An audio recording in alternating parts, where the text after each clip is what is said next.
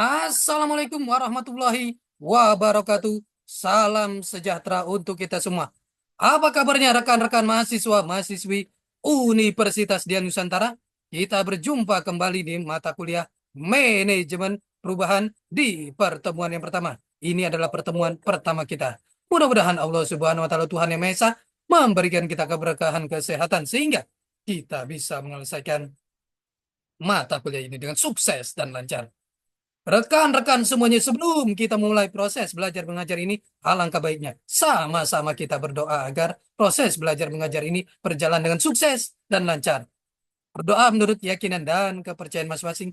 Berdoa dimulai.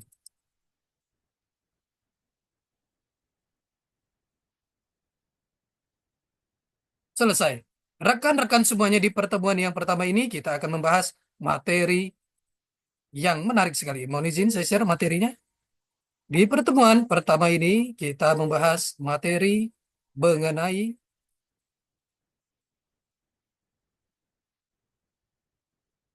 konsep dasar pemahaman manajemen perubahan.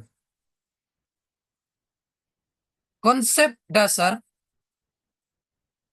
pemahaman manajemen perubahan. Ini adalah materi yang sangat menarik sekali. Konsep dasar pemahaman manajemen perubahan. Ini yang akan kita bahas di pertemuan pertama ini.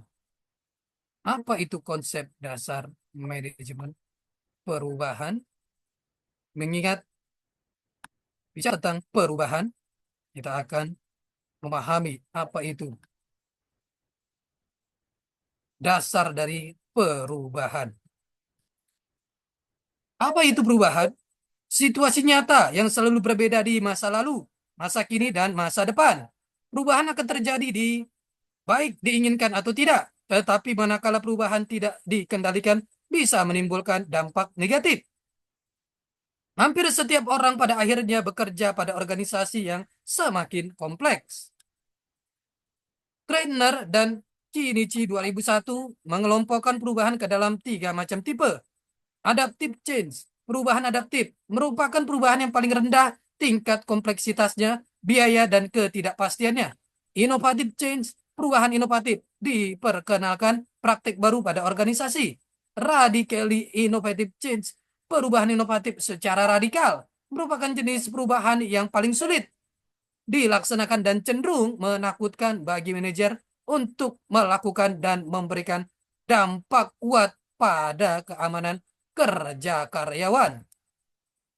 Tipe perubahan adaptive change, innovative change, radically innovative change memperkenalkan kembali praktik yang telah dikenal rendah, memperkenalkan praktik organisasi, memperkenalkan praktik-praktik baru pada organisasi, dan memperkenalkan praktik baru pada industri. Tingkat kompleksitas, biaya, dan ketidakpastian potensial untuk resisten terhadap perubahan. Kekuatan perubahan. Organisasi bergerak melalui sejumlah perubahan. Karena organisasi bertumbuh dan berkembang, perubahan tersebut mungkin terencana atau tidak terencana, dan perubahan internal terjadi sebagai akibat kekuatan internal. Model pertumbuhan organisasi dan perubahan. Kita lihat di sini model dari small size, middle, large, very large, dan decreasing size. Mengapa perlu berubah? Perubahan organisasi dapat didorong oleh pengaruh yang ditimbulkan dari lingkungan internal dan eksternal organisasi. Lingkungan internal mempengaruhi organisasi terhadap cara organisasi melaksanakan kegiatan-kegiatannya. Tujuan perubahan memperbaiki kemampuan organisasi untuk menyesuaikan diri dengan perubahan lingkungan, mengelola karyawan yang resisten terhadap perubahan. Perubahan hanya dilakukan apabila diperlukan dan diperoleh keyakinan bahwa manfaatnya lebih besar dari biaya yang dikorbankan. Apa itu perubahan organisasional? Meliputi perubahan-perubahan terhadap budaya organisasi, proses bisnis, mekanisme kerja dalam organisasi, lingkungan fisik dan atau tanggung jawab, skill, staf atau pengetahuan, dan prosedur atau kebijakan. Ketika perubahan tersebut fundamental dan radikal, dikenal sebagai transformasi organisasi. Apa yang dimaksud dengan manajemen perubahan? Suatu proses secara sistematis dalam menerapkan pengetahuan sarana, sumber daya yang diperlukan untuk mempengaruhi perubahan pada orang yang akan terkena dampak dari proses tersebut. Manajemen perubahan ditunjukkan untuk memberi jalan keluar yang diperlukan dengan sukses dengan cara terorganisasi dan dengan metode pengelolaan dampak perubahan pada orang yang terlibat di dalamnya. Wibowo 2006. Definisi manajemen perubahan, suatu pendekatan terstruktur yang digunakan untuk membantu baik individu maupun organisasi dalam proses transisi dari kondisi sekarang menuju kondisi baru yang lebih baik. Kopman 2007. Pendekatan untuk merencanakan, membuat desain, menerapkan, mengelola, mengukur, dan mempertahankan perubahan dalam proses bisnis dan pekerjaan. Beberapa kegiatan yang terlibat dalam perubahan, mempelajari penyebab dan harapan dari adanya perubahan, mengenali bidang-bidang yang berpotensi untuk mengalami perubahan, memperkenalkan perubahan dan manajemen dari perubahan tersebut, mendefinisikan tujuan dan ruang lingkup dari perubahan tersebut, menyusun kegiatan-kegiatan dalam perubahan, mendefinisikan bagaimana pekerjaan dilakukan setelah terjadinya perubahan, dan menentukan implementasi dari strategi perubahan. Mengelola dan mengarahkan perubahan, mengukur pekerjaan sebelum, selama, dan sesudah perubahan, memastikan perubahan terus berlangsung, menjaga momentum perubahan. Unsur dalam proses perubahan. 1999. Lingkungan, kapabilitas organisasi, aktor perubahan, strategi perubahan, proses perubahan, budaya perubahan, tindakan perubahan, kepemimpinan yang visioner. Pendekatan manajemen untuk perubahan organisasi. Pendekatan klasik yang dapat diterapkan ada 3 langkah. Unfreezing, upaya-upaya untuk mengatasi tekanan-tekanan dari kelompok penentang dan pendukung perubahan. Status quo dicairkan, kondisi yang sekarang berlangsung diguncang sehingga orang merasa kurang nyaman. Movement secara bertahap, step by step, tapi pasti perubahan dilakukan. Jumlah penentang perubahan berkurang dan jumlah pendukung bertambah. Untuk mencapainya, hasil-hasil perubahan harus segera dirasakan. Rephrasing. Jika kondisi yang diinginkan telah tercapai, stabilitas atau stabilkan melalui aturan-aturan baru, sistem kompensasi baru, dan cara pengelolaan organisasi yang baru lainnya. Jika berhasil, maka jumlah penentang akan sangat berkurang, sedangkan jumlah pendukung makin bertambah. Tahap-tahap manajemen perubahan.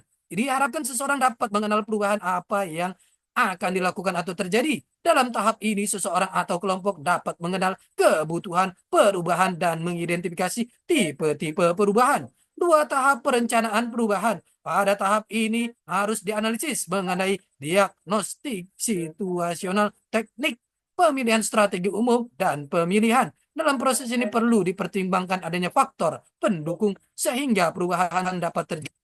3. Implementasi perubahan, di mana terjadi proses pencairan, perubahan, dan pembukuan yang diharapkan. Apabila suatu perubahan sedang terjadi, kemungkinan timbul masalah. Untuk itu perlu dilakukan monitoring perubahan. 4. Tahap evaluasi dan umpan balik atau feedback. Untuk melakukan evaluasi diperlukan data. Oleh karena itu, dalam tahap ini dilakukan pengumpulan data dan evaluasi data tersebut. Hasil evaluasi ini dapat diumpan balik atau feedback kepada tahap identifikasi sehingga memberi dampak pada perubahan yang diinginkan berikutnya. Penolakan terhadap perubahan dalam organisasi. Resistensi individual, kebiasaan atau budaya. Kebiasaan merupakan pola tingkah laku yang kita tampilkan secara berulang-ulang sepanjang hidup kita. Rasa aman, jika kondisi sekarang sudah memberikan rasa aman, maka potensi menolak perubahan pun besar. Faktor ekonomi, faktor lain sebagai sumber penolakan atas perubahan adalah soal menurunnya pendapatan. Takut akan sesuatu yang tidak diketahui. Sebagian besar perubahan tidak mudah diprediksi hasilnya. Persepsi cara pandang individu terhadap dunia sekitarnya, cara pandang ini mempengaruhi sikap.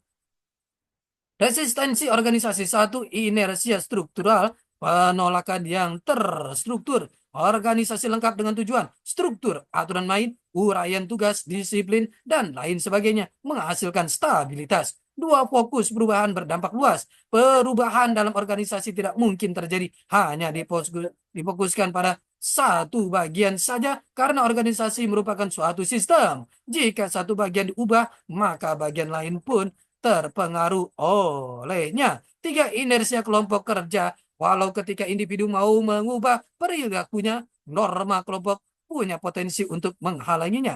Empat, ancaman terhadap keahlian. Perubahan dalam pola organisasional bisa mengancam keahlian kelompok kerja-kerja tertentu. Lima, ancaman terhadap alokasi sumber daya. Kelompok-kelompok dalam organisasi yang mengendalikan sumber daya dengan jumlah relatif besar sering melihat perubahan organisasi sebagai ancaman bagi mereka. Mengatasi resistensi atas perubahan, ada 6 hal yang bisa dipakai untuk mengatasi resistensi perubahan. Satu, pendidikan dan komunikasi. Dua, partisipasi. Tiga, memberikan kemudahan dan dukungan. Empat, negosiasi. Lima, manipulasi. Dan enam, paksaan.